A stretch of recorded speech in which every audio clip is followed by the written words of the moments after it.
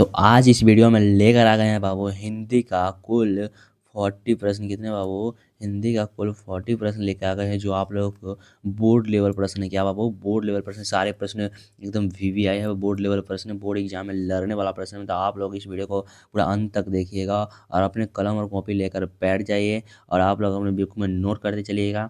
Okay बाबू, तो चलिए हम प्रश्न की ओर चलते हैं।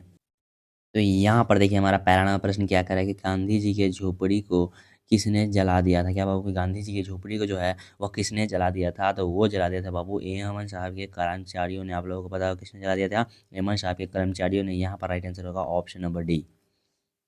यहाँ पर देखिए हमारा 2 नंबर प्रश्न क्या कह रहा है कि एक लेख और एक पत्र में भगत सिंह ने किसको पत्र लिखा था। क्या बाबू? कि एक लेख और एक पत्र में भगत सिंह जो है वह किसको पत्र लिखा था? ये सब लोगों को पता होगा किसको पत्र लिखे थे। तो वो लिखे थे सुखदेव को लिखे थे। किसको बाबू? सुखदेव को लिखे थे। यहाँ पर राइट आंसर होगा ऑप्शन नंबर ए, सुखदेव। सारे प्रश्न ध्यान से करते चलिएगा। सारे प्रश्न जो है बोर्ड लेवल प्रश्न है, एक भी प्रश्न को मिस नहीं करना है क्योंकि सारे प्रश्न जो है बाबू बुक का निचोड़ प्रश्न लेके आ गए हैं आपके लिए। तो देखिएगा यहाँ पर प्रश्न क्या कह रहा है कि वाद विवाद संवाद क्या है। क्या बाबू? की वाद विवाद संवाद जो है वह क्या है? तो वो बाबू है आलोचनात्मक निबंधों का पुस्तक। क्या है बाबू? आलोचनात्मक निबंधों का पुस्तक।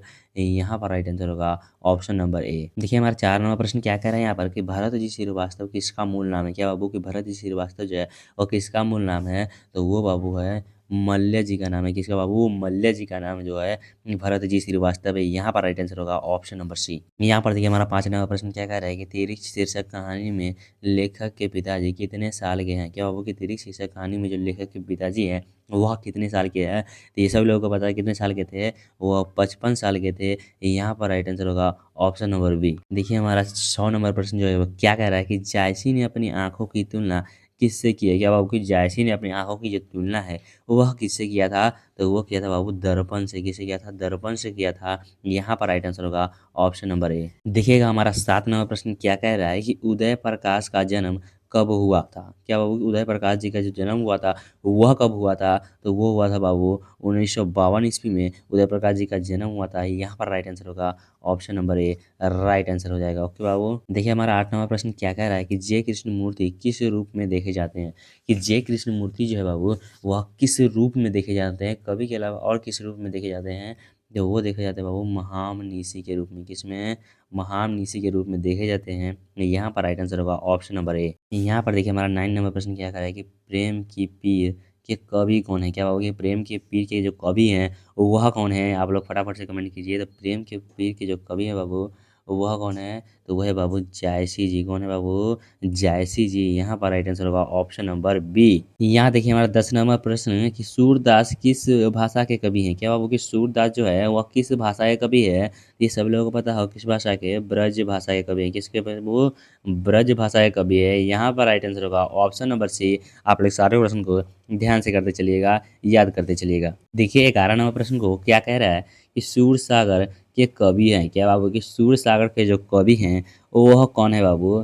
तो सूर सागर के जो कवि है ना बाबू वह कौन है? तो वो है बाबू सूरदास। कौन है बाबू? सूरदास है। यहाँ पर राइट आंसर होगा ऑप्शन नंबर बी। यहाँ पर देखिए हमारा 12 नंबर प्रश्न क्या करा है कि तुलसीदास के दीक्षा गुरु कौन थे। क्या बाबू? कि तुलसीदास के जो दीक्षा गुरु थे बाबू वह कौन थे। तो वो थे बाबू नरहरिया दास। कौन थे बाबू? नरहरिया दास। आप लोगों को पता हो कौन है? नरहरिया दास। यहाँ पर राइट आंसर होगा ऑप्शन नंबर डी। देखिए हमारा 13 नंबर प्रश्न क्या कह रहा है कि रामचरितमानस निम्न में से क्या है। क्या बाबू? कि रामचरितमानस जो है वह निम्न में से क्या है। तो रामचरितमानस जो है ना बाबू वह महाकाव्य है। क्या है बाबू? वह महाकाव्य है। यहाँ पर राइट आंसर हो जाएगा ऑप्शन नंबर बी। यहाँ पर देखिए हमारा 15 नंबर प्रश्न क्या कह रहा है कि कवितावली के रचनाकार हैं। क्या बाबू? कि कवितावली के जो रचनाकार हैं वह कौन है बाबू? तो कवितावली के रचनाकार हैं तुलसीदास। कौन है बाबू? तुलसीदास। यहाँ पर राइट आंसर होगा ऑप्शन नंबर बी, तुलसीदास। देखिए 15 नंबर प्रश्न को ध्यान से क्या कर रहा है कि भक्तमाल के रचयिता कौन है। क्या बाबू? कि भक्तमाल के जो रचयिता है वह कौन है बाबू? तो भक्तमाल के रचयिता आप लोगों को पता है वह कौन है? वो है बाबू हमारे नाभा दर्जी है। कौन है बाबू? नाभा दर्जी। यहाँ पर राइट आंसर होगा ऑप्शन नंबर बी। देखिएगा 16 नंबर प्रश्न ध्यान से कि भूषण किस काल के कवि हैं। क्या बाबू? कि भूषण जो है वह किस काल के कवि है। तो बाबू भूषण जो था ना वह रीति काल के कवि था। किस काल का? रीति काल का कवि था। आप लोग याद रखिएगा। यहाँ पर राइट आंसर होगा ऑप्शन नंबर बी। देखिएगा 17 नंबर प्रश्न क्या कह रहा है कि नाभा दास का काव्य रचना क्षेत्र था? क्या बाबू कि नाभा दास का जो काव्य रचना क्षेत्र था ना, वह कहाँ था, किस जगह था? तो वो था बाबू हमारा वृंदावन में था। कहाँ बाबू?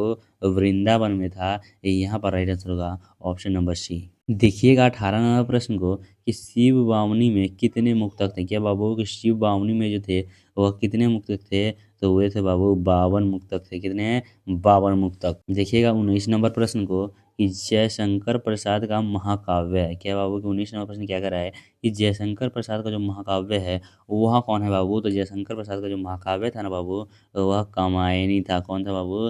कामायनी था। यहाँ पर राइट आंसर हो जाएगा ऑप्शन नंबर ए। देखिएगा 20 नंबर प्रश्न क्या कह रहा है कि सुभद्रा कुमारी चौहान का जन्म कब हुआ था? कब बाबू? कि सुभद्रा कुमारी चौहान का जो जन्म हुआ था ना बाबू, वह कब हुआ था? तो वो हुआ था बाबू हमारा 16 अगस्त 1904 में। कब हुआ था बाबू? 16 अगस्त 1904 ईस्वी में सुभद्रा कुमारी चौहान का जन्म हुआ था। और इनकी मृत्यु हुई थी बाबू कार दुर्घटना में हुई थी। कैसे बाबू? कार दुर्घटना में हुई थी। तो यहाँ पर इसका राइट आंसर होगा ऑप्शन नंबर डी। देखिएगा 21 नंबर प्रश्न को कि तितली उपन्यास किसकी रचना है? क्या बाबू कि तितली उपन्यास जो है वह किसकी रचना है? तो तितली उपन्यास जो बाबू है ना, वह जयशंकर प्रसाद का है। किसका बाबू? जयशंकर प्रसाद का है। आप लोग याद रखिएगा। यहाँ पर राइट आंसर हो जाएगा ऑप्शन नंबर बी। देखिए हमारे 22 नंबर प्रश्न क्या कह रहा है कि कवियों के कवि किन्हें कहा जाता है? ये सभी लोगों को पता होगा कि कवियों का कवि जो है वह किन्हें कहा गया है? वह कहा गया है बाबू शमशेर बहादुर सिंह को। किसको? शमशेर बहादुर सिंह को कहा गया है। यहाँ पर राइट आंसर होगा ऑप्शन नंबर ए, इसका राइट आंसर हो जाएगा। देखिएगा 29 नंबर प्रश्न क्या कह रहा है कि गुलामी का नशा नामक नाटक के लेखक कौन है? क्या बाबू कि गुलामी का नशा नामक नाटक के लिए जो लेखक हैं वह कौन है बाबू? तो वो आप लोगों को पता होगा, वो है ठाकुर लक्ष्मण सिंह। कौन है बाबू? ठाकुर लक्ष्मण सिंह है। यहाँ पर राइट आंसर होगा option number three, Thakur Laxman Singh. देखिए 24 नंबर प्रश्न क्या कह रहा है इधर ध्यान से कि उषा शीर्षक कविता के कवि हैं। क्या बाबू कि उषा शीर्षक कविता के जो कवि हैं वह कौन है बाबू? तो उषा शीर्षक कविता के जो कवि हैं बाबू वह है शमशेर बहादुर सिंह। कौन है बाबू? शमशेर बहादुर सिंह। यहाँ पर राइट आंसर हो जाएगा ऑप्शन नंबर ए। देखिए हमारा अगला नंबर प्रश्न क्या कह रहा है कि हिंदी में अनुशासित वर्णों का संख्या कितनी है? क्या बाबू कि हिंदी में अनुशासित वर्णों की जो संख्या है वह कितना है बाबू? तो ये सब लोगों को पता है कितना है, वह 5 है। कितना है बाबू? 5। यहाँ पर राइट आंसर हो जाएगा ऑप्शन नंबर डी। देखिएगा हमारा अगला प्रश्न क्या कह रहा है कि दाने दाने को तरसना मुहावरे का अर्थ है। क्या बाबू कि दाने दाने को जो तरसना वो मुहावरे का अर्थ जो होता है वो क्या होता है बाबू? तो वो होता है बाबू भूखमरी की स्थिति। क्या बाबू? भूखमरी की जब स्थिति आ जाती है तो लोग कहते हैं दाने दाने को तरसना। ये जो है यहाँ पर राइट आंसर होगा ऑप्शन नंबर ए। देखिए हमारा अगला मुहावरा जो है वो क्या कह रहा है कि खून पीना, खून या फिर खून पसीना एक करना। क्या बाबू कि खून पसीना एक करना मुहावरे का अर्थ क्या है? क्या बाबू? ये खून पसीना एक करना मुहावरे का जो अर्थ होता है वो होता है बाबू बहुत ही परिश्रम करना। क्या बाबू? बहुत परिश्रम करना। ओके बाबू, यहाँ पर राइट आंसर हो जाएगा ऑप्शन नंबर सी। देखिए हमारा 28 नंबर प्रश्न को क्या कह रहा है कि दूषित शब्द का विलोम है। क्या बाबू? अब विलोम शब्द पूछ रहा है कि दूषित शब्द जो है इसका विलोम क्या होगा? तो दूषित शब्द का विलोम होता है बाबू स्वच्छ होता है। क्या बाबू? स्वच्छ होता है। यहाँ पर राइट आंसर होगा ऑप्शन नंबर ए। देखिए हमारा अगला नंबर प्रश्न क्या कह रहा है कि बालकृष्ण भट्ट के पिता पेशे से क्या था? क्या बाबू कि बालकृष्ण भट्ट के जो पिता थे वह पेशे से क्या थे? तो वो थे बाबू व्यापारी थे। क्या थे? वो एक व्यापारी थे। यहाँ पर राइट आंसर होगा ऑप्शन नंबर बी। हमारा 30 नंबर प्रश्न क्या कह रहा है कि दलविहीनी लोकतंत्र किसका मूल उद्देश्य है? क्या कह रहा है कि दलविहीनी लोकतंत्र जो है वह किसका मूल उद्देश्य है? तो वो है बाबू मार्क्सवादी तथा लेनिनवाद का। किसका? मार्क्सवादी तथा लेनिनवाद का है। यहाँ पर राइट आंसर होगा ऑप्शन नंबर ए। 31 नंबर प्रश्न देखिए कि गांव का घर शीर्षक कविता के रचनाकार कौन है? क्या बाबू कि गांव के घर जो शीर्षक कविता है उसके रचनाकार कौन है? तो ये सभी लोगों को पता है किस कौन है, ज्ञानेंद्र पति। गांव का घर किसका है? ज्ञानेंद्र पति जी का है। यहाँ पर राइट आंसर होगा ऑप्शन नंबर ए। सारे प्रश्न को ध्यान से करते चलिएगा, लिखते चलिएगा, नोट करते चलिएगा। देखिए हमारा 32 नंबर प्रश्न क्या कह रहा है कि अशोक वाजपेयी का जन्म कब हुआ था? क्या बाबू कि अशोक वाजपेयी का जो जन्म हुआ था वह कब हुआ था बाबू? तो इनका जन्म हुआ था बाबू 1941 ईस्वी में। कब बाबू? 1941 ईस्वी में। आप लोगों को पता होगा। यहाँ पर राइट आंसर हो जाएगा ऑप्शन नंबर सी। देखिए हमारा 33 नंबर प्रश्न क्या कह रहा है कि हार जीत किस प्रकार की रचना है? क्या बाबू कि हार जीत जो है वह किस प्रकार की रचना है, ये आप लोग बताना है। तो हार जीत है ना बाबू, वो कैसी रचना है? तो हार जीत है एक कैसी बाबू? तो वो है एक पग कविता है। क्या बाबू? वह एक पग कविता है। यहाँ पर राइट आंसर हो जाएगा ऑप्शन नंबर बी। देखिए हमारा 34 नंबर प्रश्न को ध्यान से कि उदय प्रकाश की माता का जो नाम था वह क्या था। तो उदय प्रकाश की जो माता का नाम था ना बाबू, वो सब लोगों को पता क्या था, वो था गंगा देवी। क्या था बाबू, गंगा देवी का नाम था।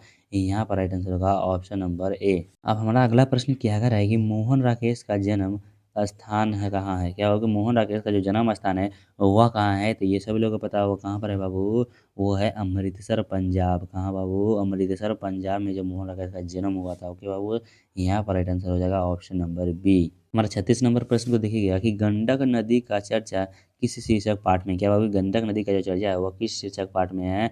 तो वो है बाबू ओश सदा नीरा में किया गया है। किसमें, ओश सदा नीरा में। जब भी नदी की बात की जाए तो समझिए हमको सदा नीरा में किया गया है।